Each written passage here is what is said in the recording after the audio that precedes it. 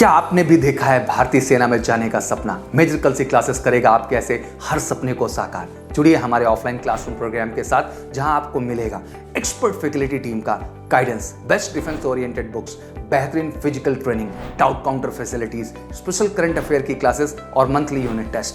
आज ही लीजिए डायरेक्ट एडमिशन और पाएं 2000 का कैशबैक। अधिक जानकारी के लिए हमें कॉल करें 9696330033 पर और विजिट करें www.majorkalsiclasses.com पर। जय हिंद।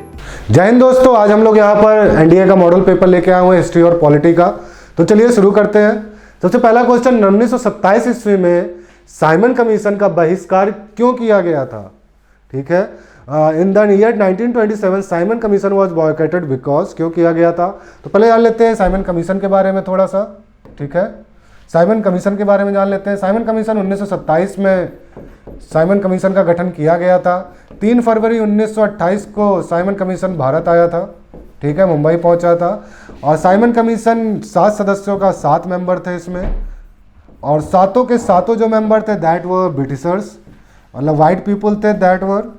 ठीक है, तो ये तो हो गई साइमन कमीशन की बात। इसका विरोध क्यों किया जा रहा था? इसका विरोध सिर्फ इसी वजह से किया जा रहा था। ठीक है, और साइमन कमीशन बनाया क्यों गया था? भारत की स्वाधीनता की मांग को देखने के लिए कि क्या भारत में अब स्वाधीन कर देना चाहिए, भारत को अब आज़ाद कर देना चाहिए, भारत में कॉन्स्टिट्यूशन को लागू करना चाहिए कि नहीं, यहाँ पर स्वाधीनता लानी चाहिए कि नहीं, इसी को देखने के लिए साइमन कमीशन की गठन किया गया था। साइमन कमीशन जैसे बताओ 1928 में भारत आया। इसमें सारे के सारे मेंबर्स कैसे थे? ब्रिटिशर्स थे। इसी का विरोध इंडियन कर रहे थे। साइमन कमीशन में कोई भी भारतीय सदस्य नहीं था, there was no Indian members in the commission. और इसी का विरोध करते हुए 1928 में लाला लाजपत राय जी की लाठीचार्ज के दौरान मृत्यु भी हो गई थी। ठीक है, इसी के अधीन साइमन कमीशन का ही विरोध कर रहे थे 1928 में वो, जिसके दौरान लाठीचार्ज हुआ। लाठीचार्ज में एक लाठी उनके सर पे लगी और जिसके बाद उनकी मृत्यु हो गई थी 1928 में। चलिए आगे देखते हैं क्वेश्चन नंबर 2। सुमेलित कीजिए, एक तरफ आपकी घटनाएं दी गई हैं और एक तरफ आपका दिया गया है वर्ष, ईयर। सबसे पहला है असहयोग आंदोलन, जिसको हम लोग नॉन कॉपरेशन मूवमेंट कहते हैं। सन 1922 में जलियांवाला बाग कांड या रॉलेट एक्ट, कुछ भी कह सकते हो, उसके बाद प्रारंभ किया था गांधी जी के द्वारा। इसका जो रेजोल्यूशन पास किया गया था वो कलकत्ता सेशन में पास किया गया था। ठीक है, Calcutta session of Indian national Congress, जिसको लाला लाजपत राय ने ही प्रिसाइड किया था 1920 में। उसी के दौरान असहयोग आंदोलन की मांग की गई थी और 1920 में इसको स्टार्ट किया गया था। उसके बाद सविनय अवज्ञा आंदोलन, जिसको हम लोग सिविल डिसोबीडियंस मूवमेंट भी कहते हैं, 6 अप्रैल 1930 को डांडी नामक जगह पर नमक कानून तोड़कर सविनय अवज्ञा आंदोलन का प्रारंभ किया गया था। केंद्रीय कांग्रेस मंत्रिमंडलों का गठन, इसका जो गठन किया गया था गवर्नमेंट ऑफ इंडिया एक्ट 1935 के तहत प्रोविंशियल रिप्रेजेंटेशन की मांग की गई थी, मतलब भारत के अब रिप्रेजेंटेशन हो सकते हैं। ठीक है, और जिसके तहत 1937 में सबसे पहली बार कांग्रेस मंत्रिमंडल का गठन किया गया था। उसके बाद अक्टूबर 1939 में इस मंत्रिमंडल ने इस्तीफा भी दे दिया था, इसको भी याद रखिएगा। 1939 में दे ऑल वर रिजाइंड। क्यों? क्योंकि 1939 में, सितंबर 1939 में सेकेंड वर्ल्ड वॉर स्टार्ट हुई थी और सेकेंड वर्ल्ड वॉर के दौरान गांधी जी और कांग्रेस का ये कहना था कि हम ब्रिटिशर्स का साथ तभी देंगे अगर ब्रिटिश हमसे ये वादा करे कि वर्ल्ड विश्व युद्ध के बाद वो हमारे देश को आज़ाद कर देंगी। परंतु ऐसा कुछ निर्णय निकला नहीं, जिससे नाराज होकर अक्टूबर 1939 में इस मंत्रिमंडल ने इस्तीफा दे दिया था। तो इसका गठन कब किया गया था? 1937 में। नेक्स्ट है भारत छोड़ो आंदोलन, quit India movement. We all knows Gandhi ji का महत्वपूर्ण आंदोलन 1942, यह अंतिम आंदोलन भी था, जिसके बाद भारत को आज़ादी प्राप्त हो गई थी। ठीक है, तो ये सारी चीज़ें आई होप आप लोग नोट कर लोगे, वीडियो रिकॉर्डेड रहेगा। चलिए अगला इसी को देखते हैं। इसका मैच द फॉलोइंग है, तो आंसर देख लेते हैं। नॉन कॉपरेशन मूवमेंट 1920, ए का फोर्थ, एक ही ऑप्शन है, आगे देखने की जरूरत भी नहीं है। ए का fourth. Civil disobedience movement B का थर्ड, सही है। कॉन्स्टिट्यूशन ऑफ कांग्रेस मिनिस्टर्स 1937, बिल्कुल सही। क्विट इंडिया मूवमेंट 1942, बिल्कुल सही। तो इसका राइट ऑप्शन क्या हो जाएगा? B1। चलिए आगे देखते हैं। क्वेश्चन नंबर 3, सहायक संधि को किसके काल में लाया गया था? सहायक संधि सब्सिडरी अलायंस। सब्सिडरी अलायंस के तहत ये भी एक पॉलिसीज थी। ब्रिटिशर ने भारत पे कब्जा करने के लिए कुछ पॉलिसीज या कुछ तरीके अपनाए थे, जिसमें तो एक तरीका था उनका वॉर, दूसरा था ट्रीटीज और तीसरी थी सब्सिडरी अलायंस। एक ट्रीटीज किया करते थे या फिर वो, जैसे कि आपका डॉक्ट्राइन ऑफ लैप्स हो गया, जिसको हम लोग कहते हैं विलय की नीति या चूक की नीति। उसके अलावा एक और नीति थी उनकी सब्सिडरी अलायंस, सहायक संधि। इसके तहत उनको डिफेंस को और एक्सटर्नल अफेयर्स को ब्रिटिशर्स को सौंपने को कहा जाता था। इट्स अ नाइस टॉपिक, थोड़ा बड़ा टॉपिक है, इसको एक्सप्लेन करना पड़ता है, मगर अभी हम लोग इसका क्वेश्चन सिर्फ इसी में ध्यान देते हैं कि सब्सिडरी अलायंस लाके कौन आया था। सही मायने में सब्सिडरी अलायंस के जो सही साक्ष्य दिखे थे हम लोग को, वो रॉबर्ट क्लाइव के ज़माने पे दिखे थे। ठीक है, Robert Clive 1750 after the battle of Buxar 1764 के बाद 1765 कह सकते हो। हमें सही मायने में सब्सिडरी अलायंस के थोड़े बहुत स्रोत मतलब पद चिन्ह दिख गए थे ऐसे कह सकते हो, या फिर उसके बारे में थोड़ा बहुत आइडिया लग गया था कि सब्सिडरी अलायंस क्या होती है, मगर इसको सही रूप में लागू करने का जो श्रेय जाता है वो लॉर्ड वेलेस्ली को ही जाता है। ठीक है, लॉर्ड कॉर्नवालिस आपके 1786 से 1793 के बीच में थे। इनको लॉर्ड कॉर्नवालिस को श्रेय जाता है आपका स्थायी बंदोबस्त के लिए। सर जॉन सोर आपका 93 से 98 थे। उसके बाद आए थे लॉर्ड वेलेस्ली 1798 टू 1805, और इन्हीं को सब्सिडरी अलायंस का भी श्रेय दिया जाता है, लॉर्ड वेलेस्ली। इतना इसमें जानना जरूरी है। बाकी subsidiary alliance is a nice topic, इसको एक्सप्लेन कभी क्लास में किया जाएगा, अगर आप ऑफलाइन क्लासेस लेते हो या ऑनलाइन क्लासेस लेते हो, वहाँ पर इसको डिटेल रूप में पढ़ाया जाता है। ठीक है, चलिए नेक्स्ट क्वेश्चन देखते हैं। Question number 4। ठीक है, क्वेश्चन नंबर 4 क्या कहता है, निम्नलिखित में से कौन सा सही सुमेलित है? मैच द फॉलोइंग, सिंपल सा। चंपारण सत्याग्रह 1917, ठीक है, किसके अगेंस्ट किया गया था? तिनकठिया खेती पद्धति के विरुद्ध। अहमदाबाद मिल स्ट्राइक 1918, लेबर्स की कंडीशन के अगेंस्ट गांधी जी ने किया था, ये तीनों ही गांधी जी के हैं। खेड़ा सत्याग्रह 1918 अगेन। यहाँ पर क्या हो रहा था? टैक्स की वजह से मतलब क्या होता था बेसिकली, ये किस लिए किया गया था कि कई बार किसानों की अगर फसल खराब हो जाए तब भी उनको टैक्स देना पड़ता था।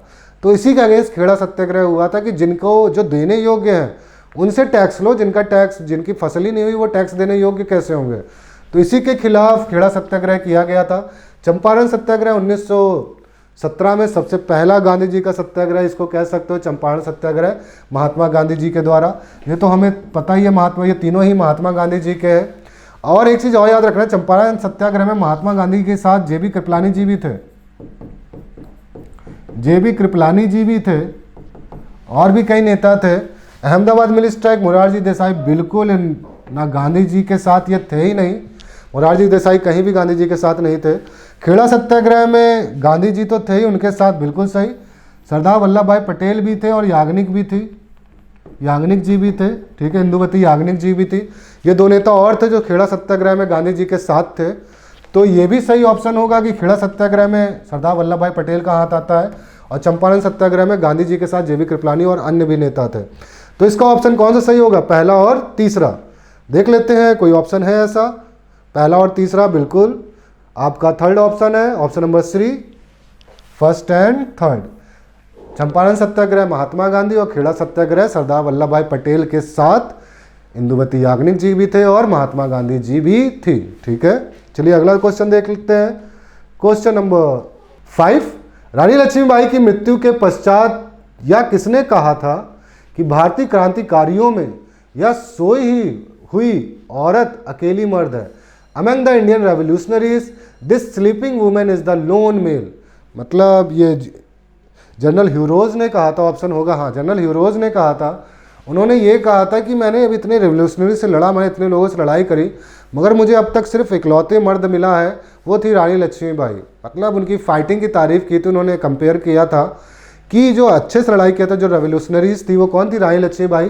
जिनके लिए कहा भी गया था खूब लड़ी मर्दानी वो तो झांसी वाली रानी थी। स्टेटमेंट में बोला गया है खूब लड़ी मर्दानी वो तो झांसी वाली रानी थी। 1857 सबको पता होगा,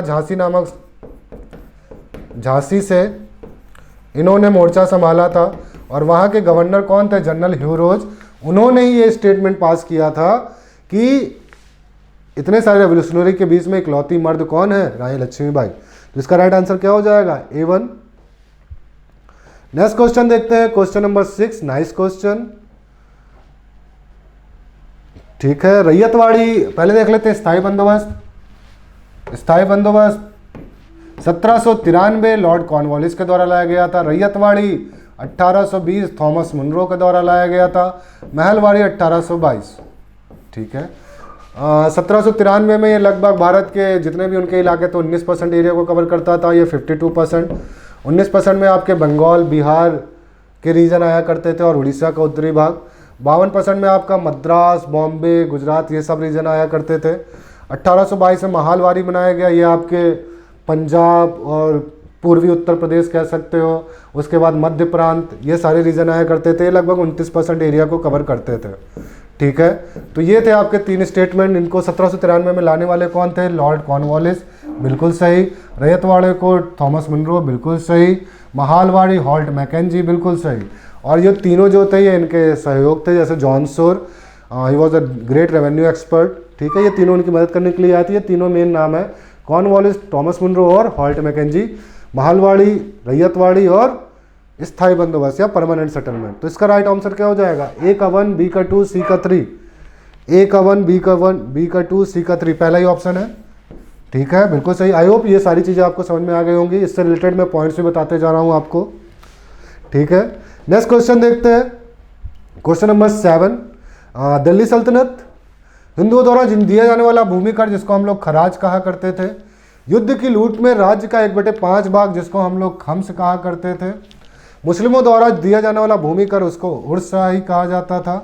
मुस्लिमों पर लगने वाला धार्मिक कर जिसको हम लोग जकात कहते थे। और हिंदुओं पर लगने वाला धार्मिक कर जिसको हम लोग जजिया कहा करते थे। इसमें ऑप्शन में नहीं है। तो हिंदुओं द्वारा दिया जाने वाला कर कौन सा था? खराज था। इंग्लिश में भी देख लेते हैं, इसमें कुछ समझाने लायक नहीं है ज़्यादा। The land rent paid by the Hindus kharaj, 1/5 share of the state in spoils of war खुम्स।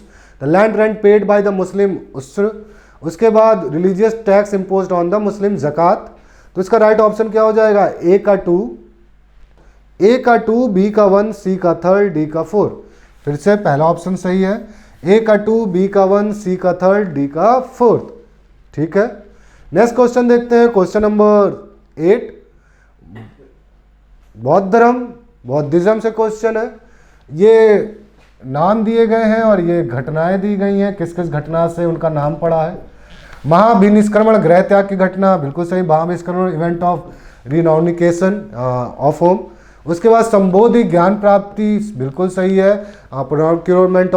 Procurement of knowledge. Dhammachakra Pravartan, first sermon या प्रथम उपदेश। महापरिनिर्वाण इवेंट ऑफ डेथ, मतलब उनकी मृत्यु की घटना। महाभिनिष्क्रमण कह सकते हो इसको, इसका सिंबल भी देख लेते हैं साथ साथ, अब आ गया है तो।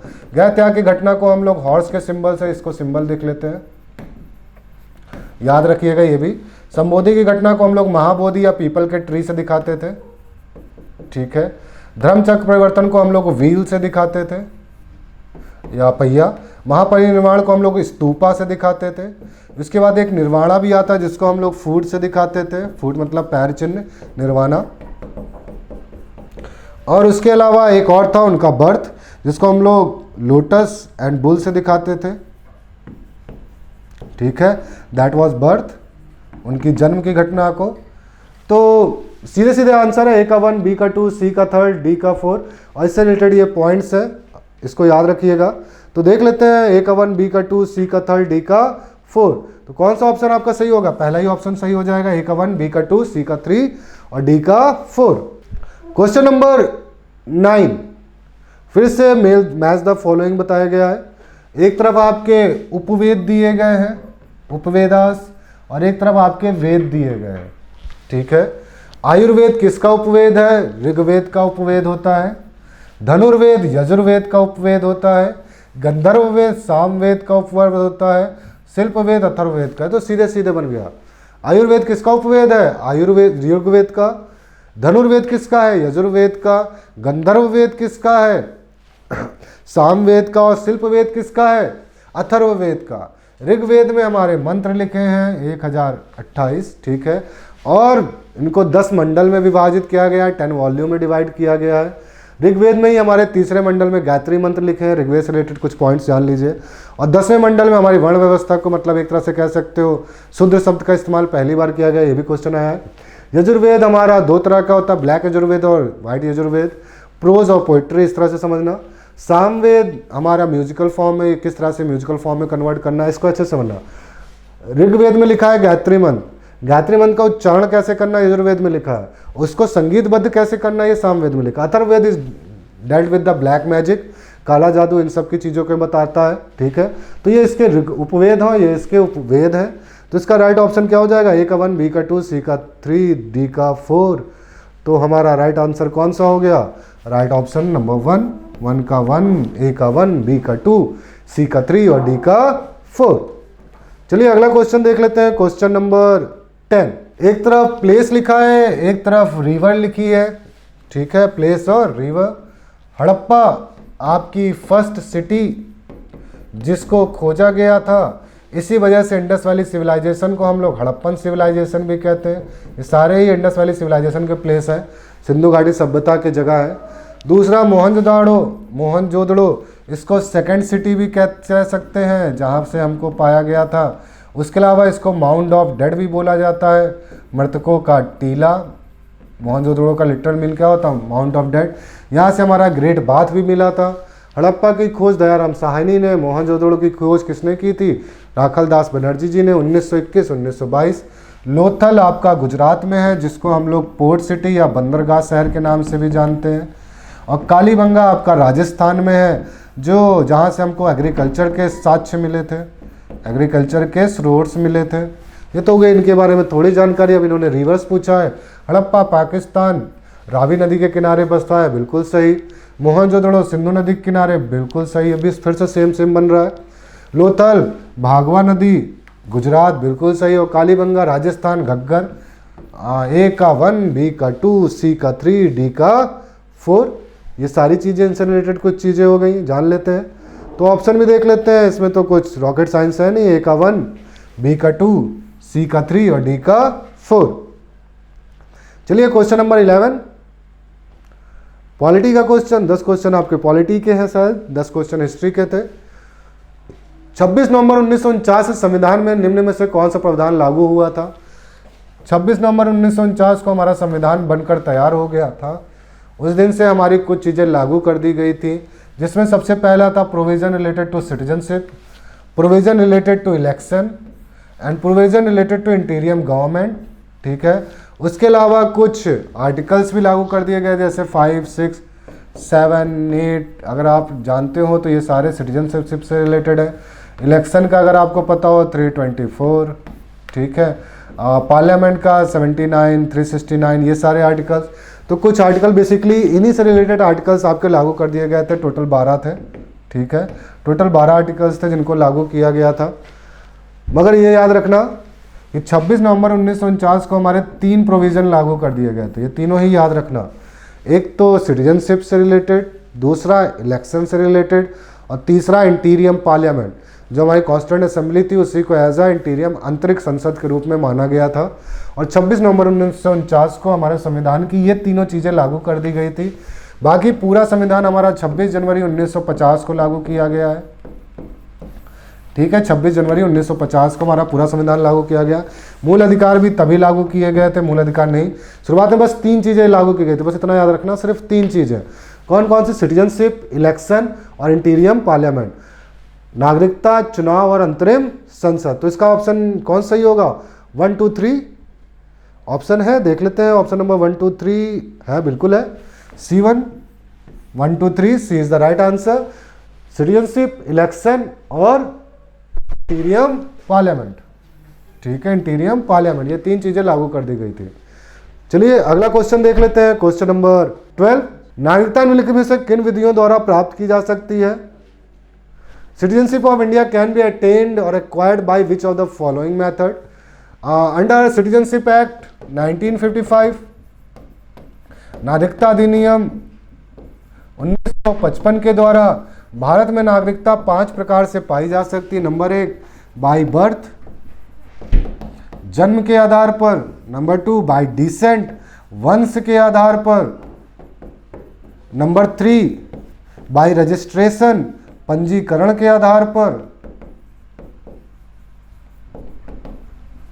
नंबर 4 बाय नेचुरलाइजेशन, देशीयकरण के आधार पर।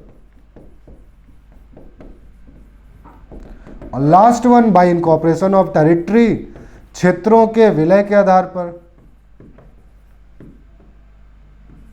इनकॉर्पोरेशन ऑफ टेरिटरी, क्षेत्रों के विलय के आधार पर। हम 5 तरह से नागरिकता पा सकते हैं। अब देख लीजिए इनमें से कौन कौन सा ऑप्शन दिया गया है। बाय बर्थ बिल्कुल सही, बाय डिसेंट बिल्कुल सही, थ्रू रजिस्ट्रेशन बिल्कुल सही, ऑन रिक्वेस्ट कोई चांस नहीं है, ठीक है। इसके अलावा 2 और हैं, बाय नेचुरलाइजेशन और बाय इनकॉर्पोरेशन टेरिटरी, मतलब देशीयकरण के आधार पर। अगर आप इसके भी कुछ नॉर्म्स हैं इनके बारे में नहीं जानते हैं अभी। बाय इनकॉर्पोरेशन ऑफ टेरिटरी, किसी क्षेत्र को विलय कर लेंगे तो उसके नागरिक भी अपने आप भारत के नागरिक बन जाएंगे। तो 5 तरह से आप नागरिकता प्राप्त कर सकते हो, इसमें से 3 ही आपके ऑप्शन में दिए गए हैं। तो ऑप्शन नंबर 1, 2 और 3 सही होगा, बाकी चौथा गलत होगा। तो राइट ऑप्शन क्या हो गया? B1। आई होप समझ में आ गया होगा ये आपके।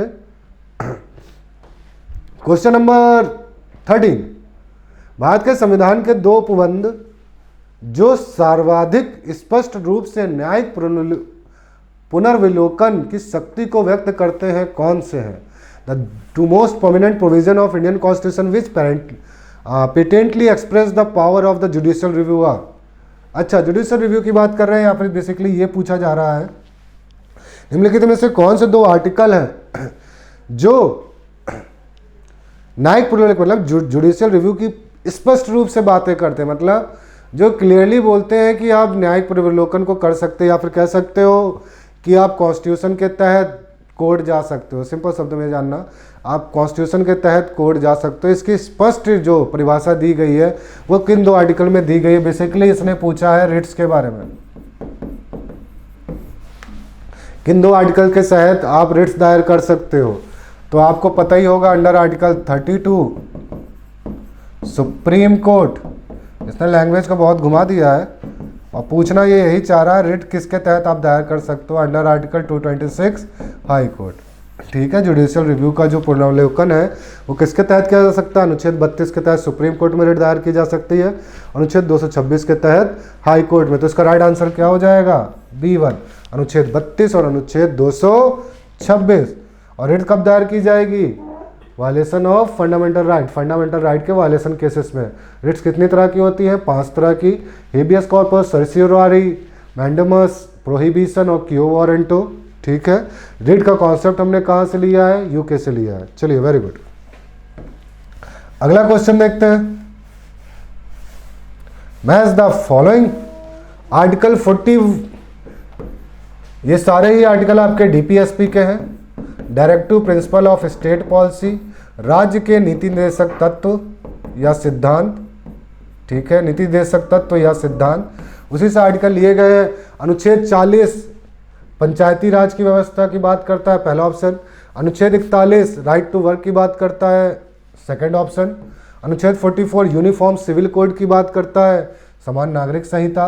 अनुच्छेद 48 कृषि एवं पशुपालन के गठन की मांग करता है, बिल्कुल सही। फिर से सीधा सीधा आ गया है। अनुच्छेद 40, एक चीज़ और याद रखना, इससे मैं रिलेटेड एक पॉइंट बता देता हूँ। कई बार ये पूछा जाता है, पंचायती राज व्यवस्था को जो कॉन्स्टिट्यूशन में जोड़ा गया है, पार्ट 9 शेड्यूल 11 और आर्टिकल 243 में पंचायती राज व्यवस्था जो जोड़ी गई है, उसका हमने आइडिया कहाँ से लिया है? उसका आइडिया हमने आर्टिकल 40 से ही लिया है, डीपीएसपी के आर्टिकल 40 से ही लिया है हमने, ठीक है। तो A का 1 constitution of gram panchayat, article 41 right to work और employment, article 44 uniform civil code या common civil code, article 48 development of agriculture and animal husbandry. तो A का 1, B का 2, C का 3, D का 4, ठीक है। तो इसका आंसर कौन सा सही होगा? पहला ऑप्शन, A का 1, B का 2, C का 3, D का 4। अगला क्वेश्चन देख लेते हैं, question number 15।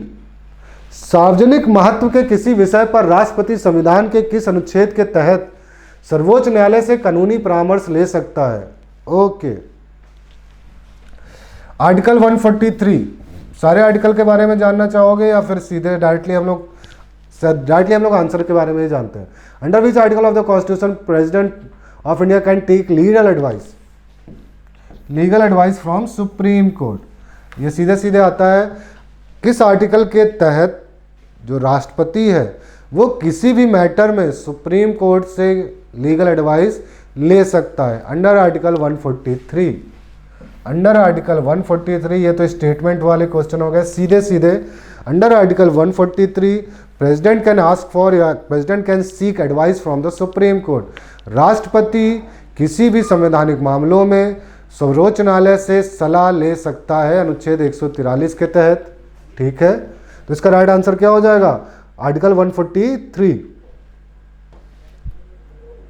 Question number 16, attorney general of India, right. Bharat का महान्यायवादी अटॉर्नी जनरल ऑफ इंडिया से रिलेटेड कुछ क्वेश्चन पूछे गए हैं, चलिए देख लेते हैं। आर्टिकल 76, पहले तो ये याद रखना, भारत के महान्यायवादी के बारे में किसके अंदर बताया गया? आर्टिकल 76 के अंदर बताया गया है। इसके अंदर कुछ पॉइंट होते हैं, चलो सुन ही लेते हैं। आर्टिकल 76 के तहत महान्यायवादी मतलब highest law officer, first law officer of India, किसको बोला जाता है? अटॉर्नी जनरल ऑफ इंडिया को first law officer of India. ठीक है, दूसरा चीज याद रखना, ही कैन पार्टिसिपेट,